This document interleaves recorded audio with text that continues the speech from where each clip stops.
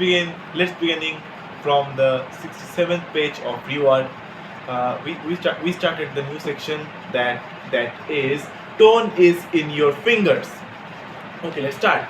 Guitar Guru says tone is in your fingers. You can buy same guitar, effects pedal, and amplifier that Aiden Van Halen uses, but when you play the rig, it is it is it is still going to sound like you. Likewise, Eddie could plug into a crappy stat or pig nose set up at a pawn shop, and and you'd be still be able to recognize that it's Aiden Van Hollen playing. Fancier can help, but the truth is your tone comes from you. It's tempting for people to obsess over tools instead of what they are going to do with those tools. You know the type. Designers who use an avalanche of funky typefaces and fancy Photoshop filters, but don't have anything to say. Amateur photographers who want to debate film versus digital endlessly instead of focusing what actually makes a photograph great. Many amateur golfers think they need expensive clubs, but it's the swing that matters, not the club. Give Tiger Woods a set of cheap clubs and he will still destroy you. People use equipment as people use equipment as crutch. They don't want to put it in hours on the driving range, so they spend a ton in the pro shop. They are they are they are looking for a shortcut, but you just don't need the best gear in the world to be good, and you definitely don't need it to get started. In business, too many people obsess over tools, software tricks, scaling issues, fancy office space, lavish furniture, and other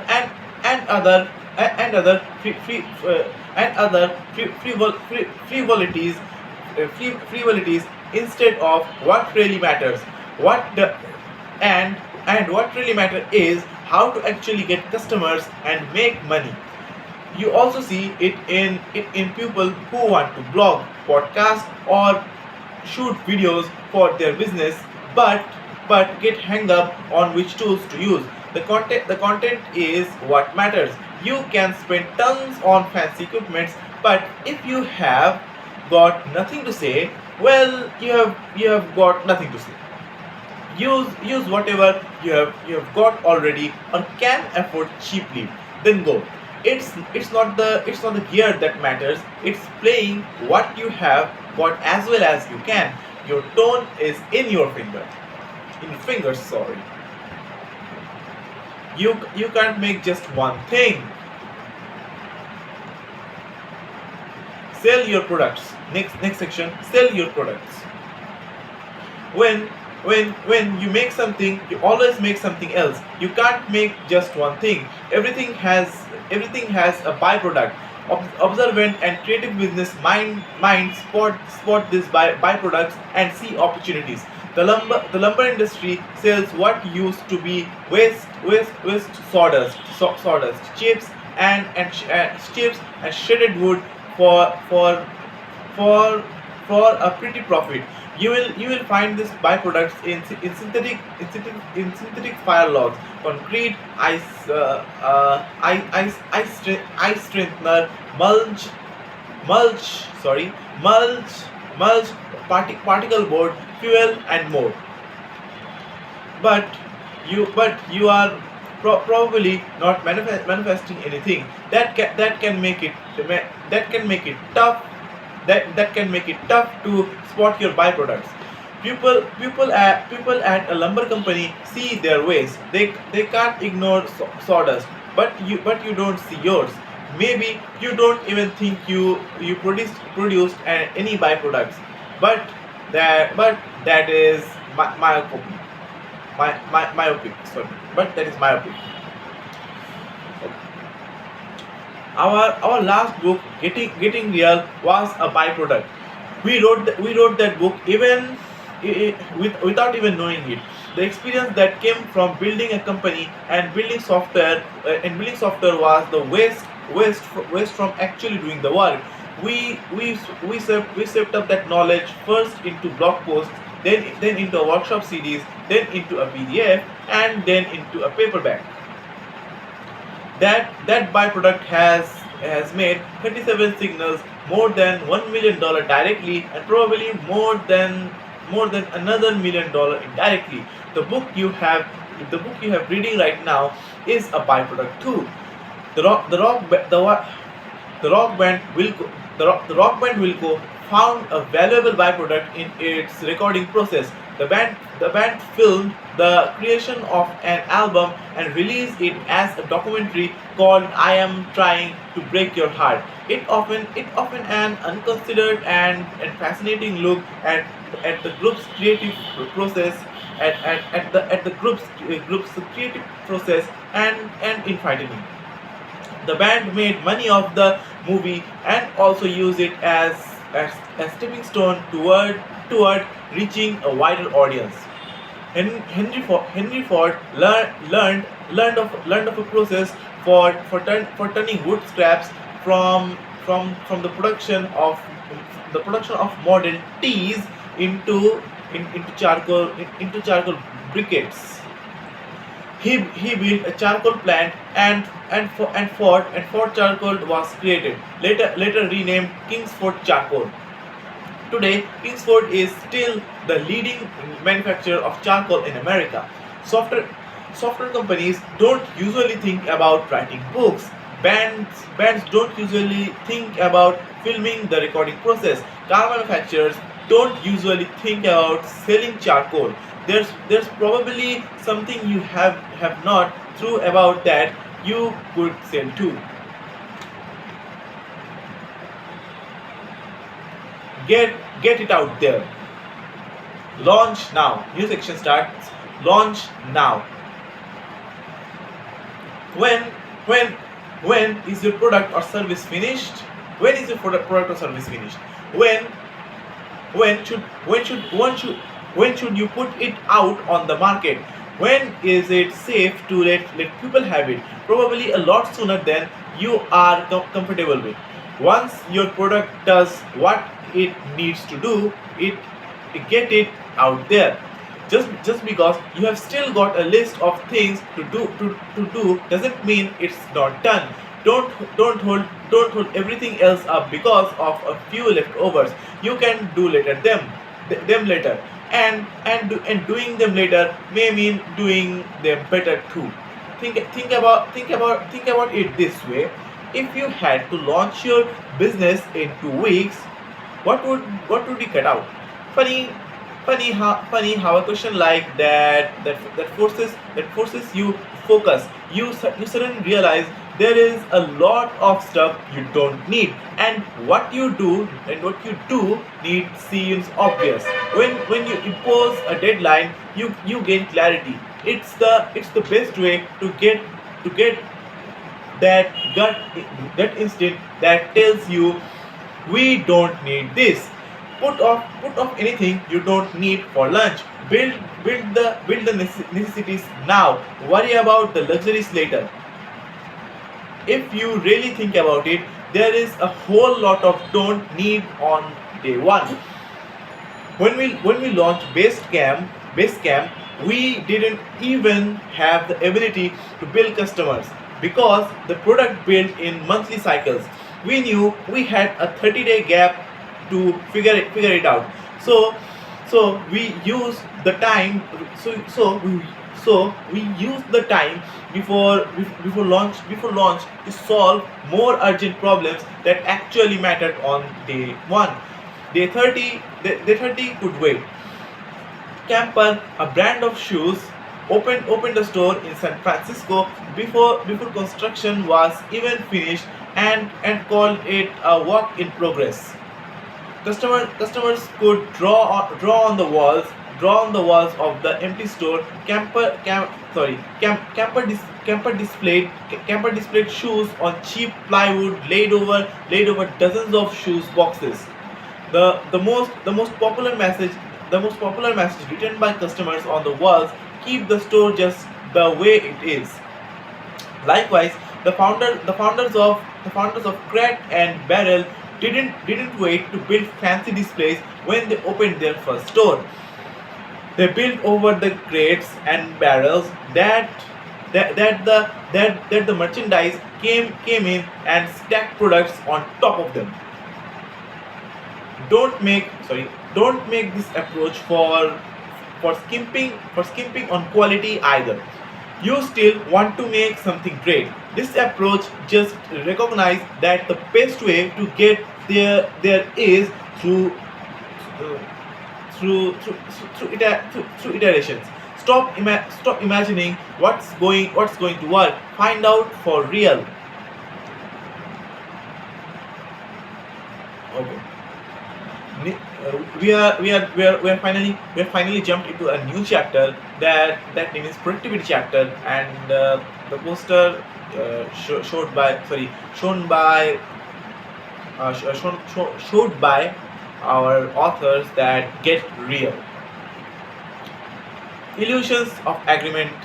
The first section: illusions of agreement.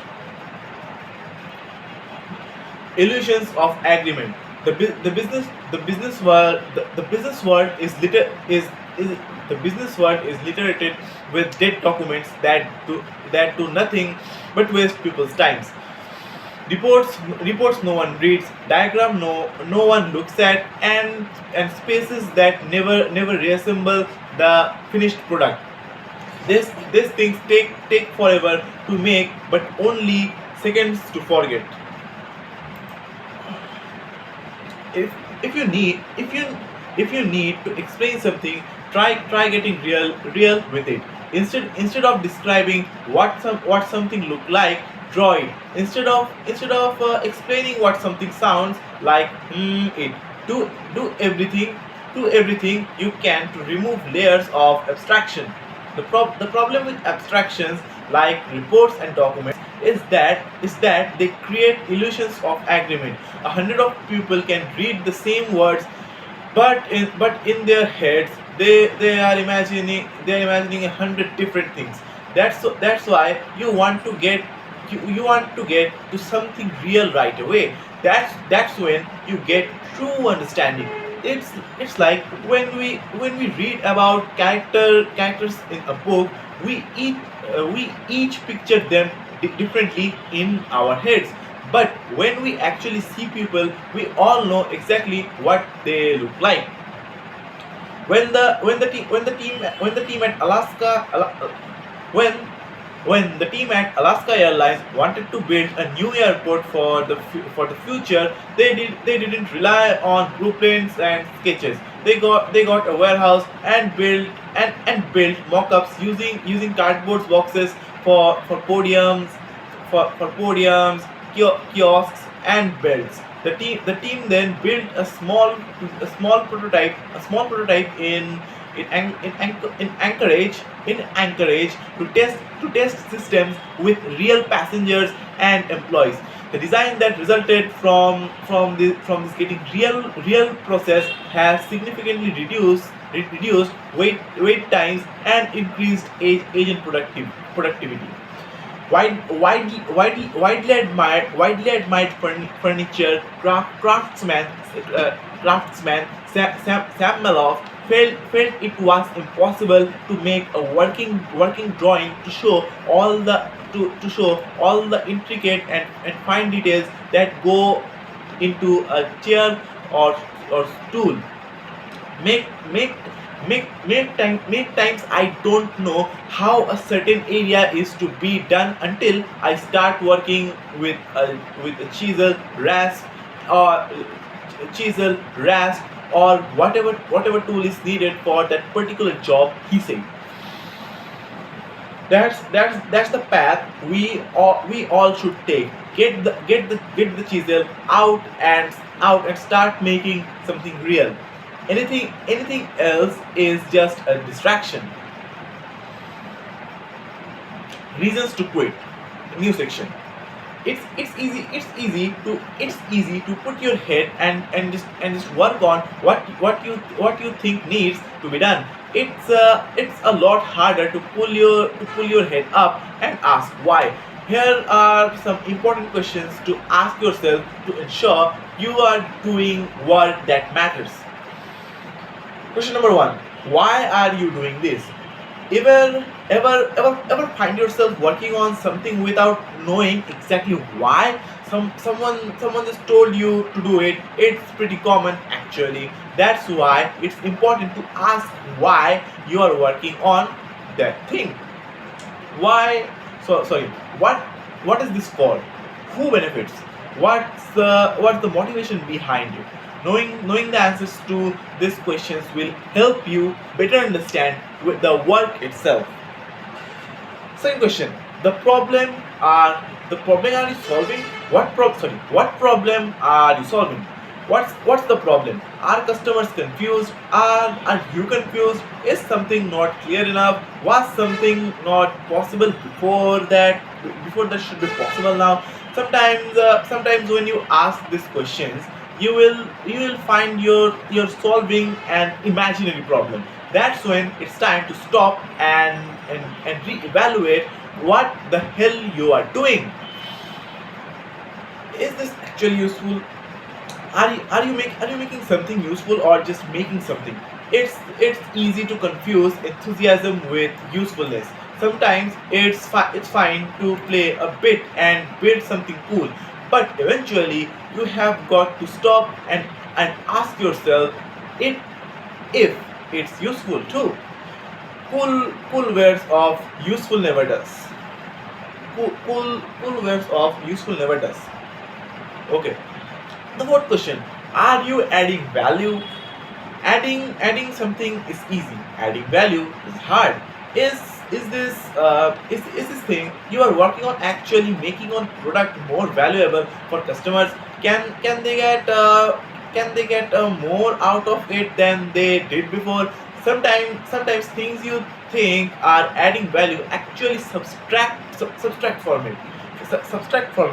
Too much ketchup can ruin the fries. Value is about balance.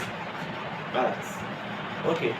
The fifth question is: will this change behavior? Is what you are working on really going to change anything? Don't add something unless it has a real impact on how people use your product. Now here comes the sixth question: is there an easier way? Whenever you are working on something, ask: is there an easier way? You will often find this easy way is more than good enough for now. Problems are usually pretty simple. We just imagine that they require hard solutions. What could you be doing instead? Now comes to the seventh question. Now here comes to the seventh question. What can't what can't do what can't do what can't do because you are doing this. This is especially important for small teams with constrained resources. That's when prioritize is even more important. If you work on A, can you still do B and C before April? If not, would you rather have B and C instead of A? If you're stuck on something for a long period of time, that means there's other things you are not getting done. Okay. Eighth and last question: isn't it really worth it? Is what you are doing really worth it? Is this meeting with pulling six people off their work for an hour? Is it worth pulling an all nighter Is it worth pulling an all nighter tonight, or could you just finish it up tomorrow? Is it worth getting all stressed out over a press release from a competitor? Is it worth spending your money on advertising? Determine the real value of what you are about to do before taking the play. So before about to do before taking the plunge. Keep asking yourself and others the question listed above. You don't need to make it a formal process, but don't let it slide either. Also also don't be timid about your constellations. Something abandoning what you are working on is the right move, even if you have already put in a lot of effort. Don't throw good times after bad one. Now inter now next now ne- now next section now next section. Interruption is the enemy of productivity. If you are constantly staying late and working weekends, it's not because there's too much work to be done. It's because you are not getting enough done at work. And the reason is interpretations. Thinking about, when do you get most of your works done? If you are like most people, it's at night or early in the morning. It is no coincidence that it is no coincidence that these are the times when nobody else is around. At 2 p.m., people are usually in a meeting or answering emails, or chatting with colleagues. Those steps on the shoulder and little impromptu get-togethers may seem harmless, but there are actually corrosive to productivity. Interruption is not collaboration; it's just interpretation. And when you interpreted it, you are not getting work done. Interruption, sorry, interruptions, sorry, interrupt. Okay. Interruptions break your workday into a series of work moments. 45 minutes, and then you have a call. 15 minutes, and then you have a lunch. And an hour later, you have an afternoon meeting. Before you know it, it's 5 o'clock, and you have only had a couple interrupted hours to get your work done. You can't get meaningful things done when you are constantly going start, stop. Instead you should get in the alone zone. Long stretches of alone time are when you are most productive. When you don't have to mind shift between various tasks, you get a boatload done. Ever notice how much work you get done on a plane, since you have offline, and there are zero outside distractions? Get into that zone takes time and requires avoiding interruptions. It's like REM sleep. It's like REM sleep. You don't just go directly into REM sleep. You go to sleep first and then make your way to REM. Any interruptions any interruptions force you to start over, and just as REM is when the real sleep magic happens. The alone zone is where the alone zone is where the real productivity magic happens. Your your your alone zone doesn't have to be in the wee hours though. You can set up a rule at work that half the day is set aside for alone time. Sorry, decree that from 10 a.m. to 2 p.m. People can talk to each other except during lunch, or make the first or last half of the day your alone time period, or instead of casual Fridays, try no talk Thursdays. Just make sure this period is unbroken in order to avoid productivity zapping interruptions, and go all the way with it. A successful alone time period means letting go of communication addiction. During alone time, give up instant message, phone calls, emails, and meetings. Just shut up and get to work. You will be surprised how much more you get done. Also also when you do collaborate, try to use passive communication tools like email that don't require an instant reply instead of interruptive ones like phone calls and face-to-face meetings. That way people can respond when it's convenient for them, instead of being forced to drop everything right away. Your day is under siege by interruptions. It's on you to fight back.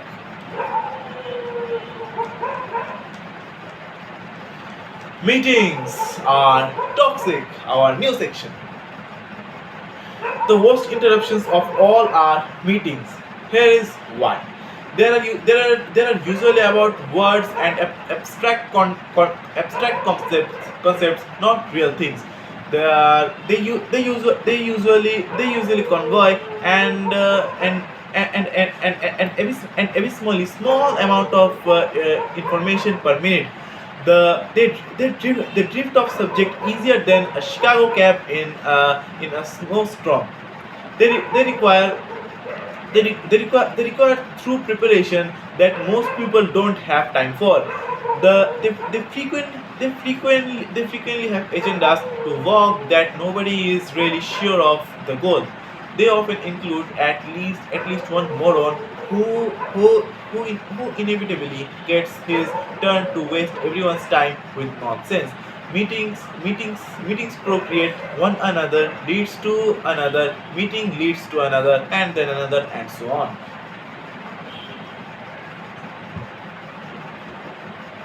It's also unfortunate to meetings are typically scheduled like TV shows.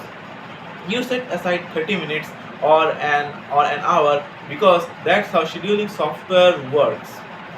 Scheduling software works too bad. You will never see anyone schedule a 7-minute meeting with Outlook. If it only takes 7 minutes to accomplish a meeting's goal, then that's all the time you should spend. Don't stretch 7 into 30. When you think about the true cost of meeting is staggering. Let's say let, let's say you're going to schedule a meeting that lasts for 1 hour and you invited 10 people to attend. That's actually a 10-hour meeting, not a 1 hour meeting. You are trending 10 hours of productivity for 1 hour of meeting time, and it's probably more like 15 hours, because there are mental switches costs that come with stopping what you are doing, going somewhere else to meet, and then resuming what you were doing beforehand. Now the question is it ever okay to trade 10 or 15 hours of productivity for 1 hour of meeting? Sometimes maybe, but that's a pretty the but that's a pretty hefty price to pay. Judge on a pure cost basis. Meeting of this size quickly become liabilities, not assets. Think about the time you are actually losing, and ask yourself if it's really worth it. If you decide you absolutely must get together, try to take your meeting a productive one by sticking to these simple rules. Say, first rule is set a timer. When it rings, meeting is over. Meeting is over. Period. Invite as few people as possible. Always have a clear agenda. Being with a specific problem. Meet at the site of problem instead of a conference room. A conference room. Point to real things and suggest real changes. End with a solution and make someone responsible for implementing it. Good enough is fine. Okay. Okay. We are reached. We are reached. Sorry. We are reached at page number 84. So we ended up here. But till then, assalamu alaikum.